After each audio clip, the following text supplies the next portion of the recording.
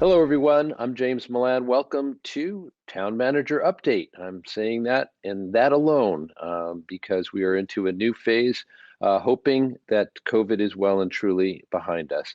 Obviously, as we mentioned last week, we will touch on COVID topics as they are pertinent, but we are dealing with other kinds of town manager business this week. I am, of course, joined by our town manager for the moment, Adam Chapdelaine. And Adam, you know, if anything, your life is your professional life even crazier at the moment than usual. So thanks for making the time for us. Of course, glad to be here. We very much appreciate it. So I understand that amongst the general reopening news, there are some points of note. And so what should residents expect in terms of reopening? So earlier this week, I think as we talked about last week, Town Hall and other town offices reopened to the public. We are asking all unvaccinated visitors to wear a mask, or the verbiage we're using is advised to wear a mask, and signage to that effect has been put up on the entrances to all town offices. And this week has gone well. Frankly, still quite slow in the building. We've had some guests and visitors transacting town business, but there hasn't been a major influx. No flood, huh? No flood, no flood. And then starting next week, on Monday, the 21st, the Robbins Library will reopen for full browsing. And then on Tuesday, the Fox Library will open.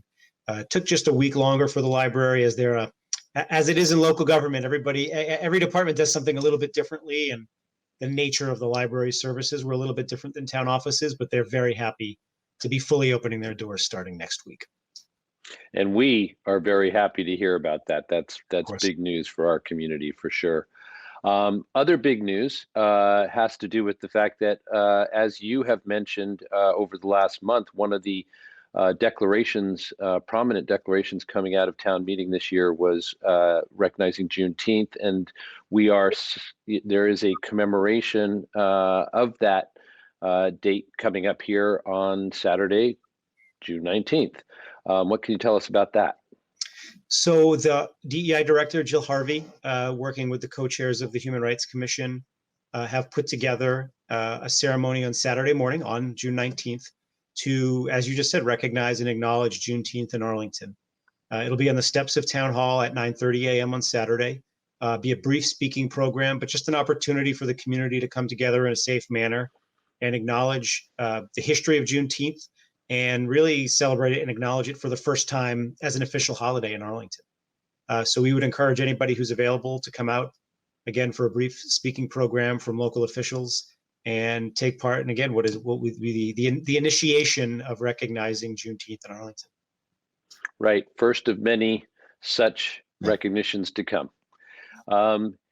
Switching gears, I doubt anybody who has been traveling up and down Mass Ave would have missed the fact that there have been some real clear, visible changes going on in the high school rebuild. Can you bring us up to date with that?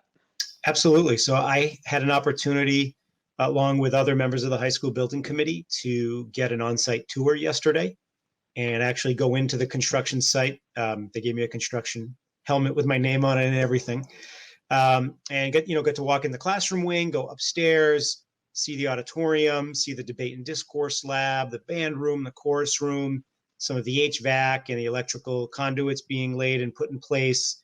And I think more than anything, we see timelines and progress reports in our service on the high school building committee to track the progress, but to physically get in there and see how quickly this construction firm and the architects and the project management firm have been able to put this project together, get it out of the ground, and starting to close in the building. It's really amazing how good at their jobs these folks are. And right now, I mean, you can see as you're in the building, you can start to see it take shape. When you're inside, it's hard to see from the avenue. Every day I drive by and I look in, and I've been trying to size up the auditorium, and it's hard to visualize when you're driving by on Mass Ave. But inside, you can really see the bones and the structure of what I think is going to be a gorgeous building. I think Arlington is going to be so proud of the building when it's done. And in terms of timeline, timelines and budget, things are right now on budget. We're tracking on budget and probably just slightly better than where we could or should be in terms of our project contingencies. So that's a good sign. There's still a long way to go, but we're in good position there. And as of right now, the classroom wing is still on schedule to open up, I believe, in February of next year of 2022. Due to some construction issues, the auditorium itself will be several weeks behind, but that won't have any impact on classroom programming. And if there's ways to catch up, the construction firm will certainly do that. It's certainly moving along well, and I'm excited to see the finished product. Absolutely. And speaking of seeing the finished product, we've talked about several things of obvious importance already in this conversation, but I think most people listening in here are wondering about the next topic, and that's where we will close this week's update.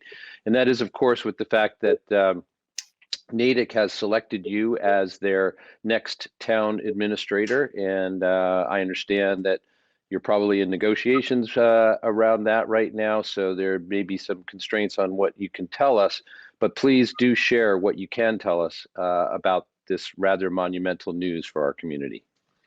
Absolutely. So you're right that I'm currently trying to come to agreement on terms of employment with the town in Natick. It was very gratifying to have the select board unanimously vote to offer me the position.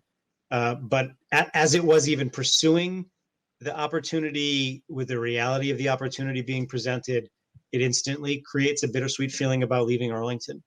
I've built what I hope will be lifelong connections here, and as part of a team, I think collectively gotten a lot of great things done here in town over the past decade or so.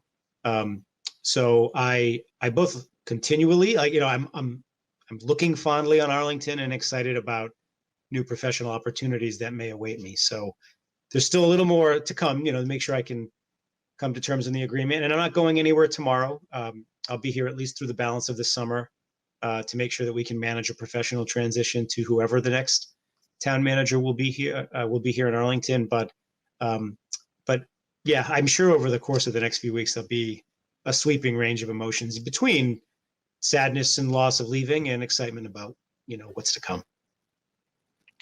Adam, I have to just ask that, we're all familiar with the fact that this is not the first time that you either were part of the candidate pool or in fact offered a job somewhere else.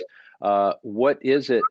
What can you share with us that is different about this time, this offer, et cetera, such that you're going to accept it and move on?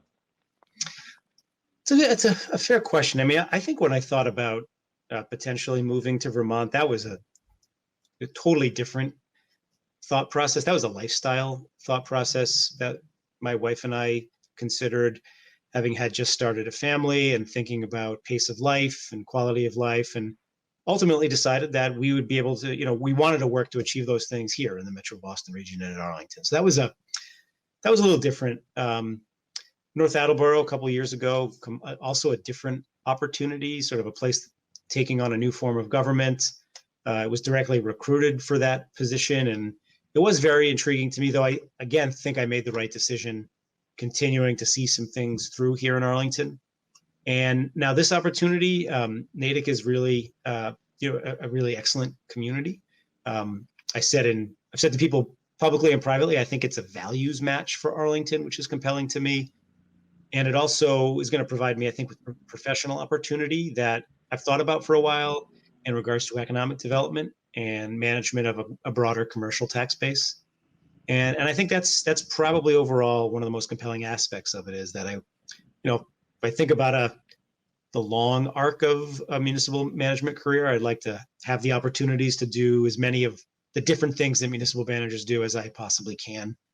And this opportunity is compelling to me for that reason. And ultimately, I guess that is ultimately why I'm viewing it as different than some of those past times.